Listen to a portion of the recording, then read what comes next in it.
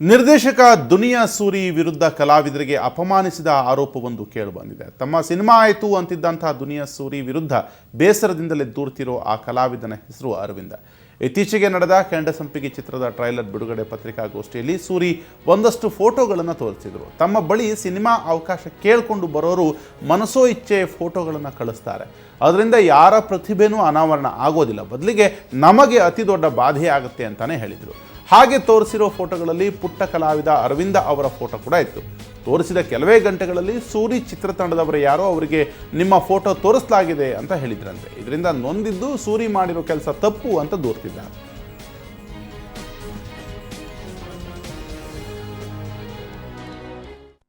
ಮಾನಸಿಕ ದೌರ್ಬಲ್ಯ ಅಂತ ನಾನು ತೋರಿಸಿಲ್ಲ, ಅಥವಾ ನೀವು ನಕಲಿ ಅಂತ ನಾನು ವಿಡಿಯೋ ಹಾಕ್ಲಿಲ್ಲ, ಅದು ನನಗೆ ಗೊತ್ತಿಲ್ಲ. ನಾನು ಎಷ್ಟು ಕಳಪೆ ಆಗಿರುತ್ತೆ ಅಂದ್ರೆ ನಾನು ಆಫೀಸಿಗೆ ಬಂದಾಗ ಈಗ ಅನಿವಾರ್ಯತೆ ಅದು ನನಗೆ ಅರ್ಥ ಆಗಲ್ಲ. ನಾನು ಹೇಳೋದು, ನನ್ನ ಆಫೀಸಿಗೆ ಬಂದು ಕೆಲಸ ಕೇಳೋರಿಗೆ ಇವತ್ತಿನ ಕಾಲಘಟ್ಟದಲ್ಲಿ ಒಂದಷ್ಟು ಪ್ರಜ್ಞೆ ಇರಬೇಕು ಅನ್ನೋದನ್ನು ಬಯಸ್ತೇನೆ. ಸರ್ಟಿಫಿಕೇಟ್ ಅನ್ನೋದು ಯೂಸ್ ಆಗಲ್ಲ. ನಾನು ಚಿತ್ರಕಲೆ ಕಲಿತವನು ಯಾವ್ದಾನ ಒಂದು ಆಫೀಸ್ಗೆ ಹೋಗ್ಬಿಟ್ಟು ನನ್ನ ಡ್ರಾಯಿಂಗ್ ತೋರಿಸ್ತೀನ, ನಾನು ಬೇರೆ ಏನು ತೋರಿಸ್ತೇನೆ. ಸಿನಿಮಾಗೆ ಕೆಲಸ ಕೇಳಕ್ಕೆ ಬಂದವರು ಯಾವುದನ್ನು ತೋರಿಸ್ಬೇಕು ಅನ್ನೋದು ಒಂದು ಪ್ರಜ್ಞೆ ಬೇಕು. ಮುಖ ತೋರಿಸ್ದಿರ ರೋಸ್ ಹಿಂದೆ ಇಟ್ಕೊಂಡ್ರೆ ನಾನೇನು ಹೇಳಿ. ದಯವಿಟ್ಟು ಒಂದು ಕಾಲಘಟ್ಟಕ್ಕೆ ನೀವು ಹೊಂದ್ಕೊಳ್ಳಿ. ನೀವು ಯಾರೋ ಏನೋ ಆಗಿದ್ರೆ ಅನ್ನೋದು ನಾನು ಕೇರ್ ಮಾಡಲ್ಲ. ಮತ್ತೆ ಇಲ್ಲಿ ಯಾರು ನಗ್ಲಿ ಅಂತ ನಾನು ಹಾಕ್ಲಿಲ್ಲ.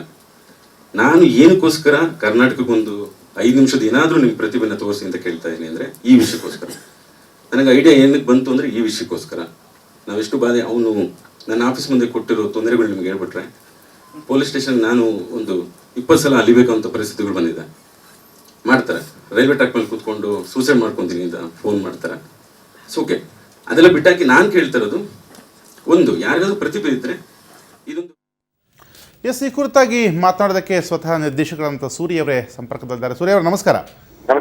ಇತ್ತೀಚೆಗಷ್ಟೇ ನೀವು ಒಂದು ಹೇಳಿಕೆಯನ್ನು ಕೊಟ್ಟಿದ್ರಿ, ಅಂದರೆ ಅವಕಾಶಗಳನ್ನು ಕೇಳ್ಕೊಂಡು ಬರುವವರು ಒಂದು ರೀತಿಯಾಗಿ ಅವರ ಕೇಳುವಂಥ ರೀತಿ ಅಥವಾ ಅವರು ಬರುವಂಥ ರೀತಿ ಎಲ್ಲೋ ಮುಜುಗರಕ್ಕೆ ಅಥವಾ ಒಂದಷ್ಟು ತೊಂದರೆ ಮಾಡುತ್ತೆ ಹೊರತು ಅವರ ಪ್ರತಿಭೆ ಅನಾವರಣ ಆಗೋದಿಲ್ಲ ಅಂತ. ಅದರಿಂದ ಒಬ್ಬ ಕಲಾವಿದ ಬೇಸರಗೊಂಡಿದ್ದಾನೆ ಮತ್ತು ನಿಮ್ಮ ಮೇಲೆ ಒಂದು ದೂರನ್ನು ಕೂಡ ಮಾಡಿದ್ದಾನೆ ಅನ್ನುವಂಥದ್ದು. ಅಂದರೆ ಈ ರೀತಿಯಾಗಿ ಸೂರಿ ಅವರ ಈ ರೀತಿಯಾದಂಥ ಮಾತು ಅಥವಾ ವರ್ತನೆ ನೋವಾಗಿದೆ ಎನ್ನುವಂಥದ್ದು ಏನು ಹೇಳ್ತೀರಿ?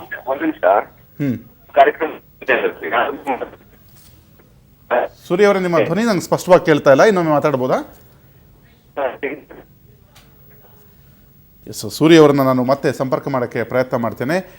ಈಗಾಗಲೇ ಹೇಳಿದ ಹಾಗೆ ಅರವಿಂದ್ ಅನ್ನುವಂತಹ ಕಲಾವಿದ ಕೂಡ ನಮ್ಮ ಜೊತೆ ಸಂಪರ್ಕದಿದ್ದಾರೆ.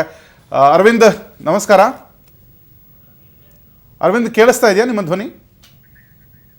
ಎಸ್, ಅರವಿಂದ್ ಅವರ ಧ್ವನಿ ಕೂಡ ಸರಿಯಾಗಿ ಕೇಳಿಸ್ತಾ ಇಲ್ಲ. ಇಲ್ಲಿ ವಿಚಾರ ಇಷ್ಟೇ, ಈ ಸೂರಿಯವರು ಕೊಟ್ಟಂಥ ಈ ಒಂದು ಹೇಳಿಕೆ ಮತ್ತು ಆ ಒಂದು ಕಾರ್ಯಕ್ರಮದಲ್ಲಿ ಒಂದು ಫೋಟೋವನ್ನು ಕೂಡ ತೋರಿಸಲಾಗಿತ್ತು ಅನ್ನುವಂಥದ್ದು. ಅದರಿಂದ ಅರವಿಂದ್ ನನಗೆ ನೋವಾಗಿದೆ ಅನ್ನುವಂಥ ಮಾತನ್ನು ಹೇಳಿದ್ದಾರೆ. ಹಾಗಿದ್ರೆ ಸೂರಿ ಹೇಳೋಕ್ಕೆ ಹೊರಟಿದ್ದೇನೋ, ಆ್ಯಕ್ಚುಲಿ ಇಲ್ಲಿ ಆಗಬೇಕಾಗಿದ್ದೇನೋ ಅನ್ನುವಂಥದ್ದು ವಿಚಾರ.